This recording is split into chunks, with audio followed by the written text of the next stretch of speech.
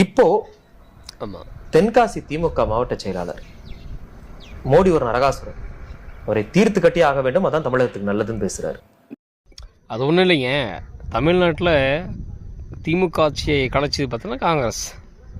அதன் பிறகு நடந்த தேர்தலுக்கு அப்புறம் பிரச்சாரம் பண்ணுறதுக்காக வந்த பிரதமர் அவர்களை தமிழ்நாட்டில் ஸ்ரீபெரும்புதூர் வச்சு கொண்டாங்க. அந்த பழியை தூக்கி விடுதலை புலிகள் போட்டாங்க. இப்போது திமுக மாவட்ட செயலாளர் வந்து பிரதமர் கொல்லுன்னு பேசுகிறாரு. அவரையும் கொண்டுட்டு அந்த பழியை தூக்கி எங்கே போடுவாங்க? இஸ்லாமிய போடுவாங்க. ஆக மொத்தத்தில் தமிழ்நாட்டில் வாழ முடியாது, அடுத்த ஊர்லையும் வாழ முடியாது. இப்போ தமிழ்நாட்டுக்கு வரவங்கெல்லாம் இவங்க கொண்டு போட்டு தமிழ்நாடு கொலகாரங்க, தமிழ்நாடு கொலகார ஊர் அப்படி சொல்லிட்டு ஒரு பிம்பத்தை ஏற்படுத்துவாங்க.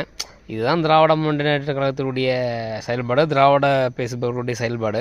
ஏன்னா பிரதமர் மோடிக்கு பகிரங்கமாக கொலை மிரட்டல் வர்றாங்கன்னா அப்புறம் இவங்களாம் எவ்வளோ பேர் ஆபத்தானது என்பதை நீங்கள் யோசிக்கணும். அப்போ ராஜீவ்காந்தி கொலையை வந்து விடுதலை புலிகள் தான் கொண்டாடலாம் என்கின்ற ஒரு கேள்விக்குரிய நம்ம முன்வைக்கணும். அதனால தான் அந்த தமிழர்கள் வந்து கொத்து கொத்த கொண்டு குவிச்சாங்க. அதுக்காக சொல்ல வரேன்.